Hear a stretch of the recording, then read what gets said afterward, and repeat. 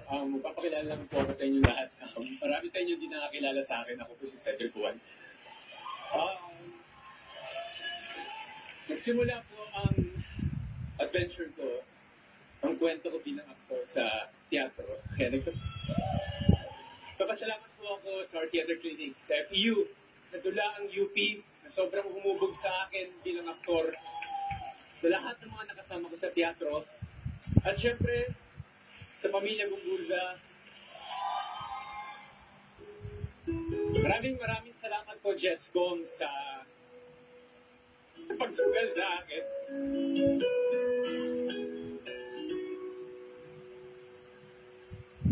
Sorry, I'm trying to compose myself. Kahit kanina nag-stutter pa ako. Siguro nature ko na ito mag-stutter. I don't know. I want to be like as genuine as possible pag umaharap ako at pag umaarte ako. So, una sa lahat, maraming salamat ulit, Jesscom.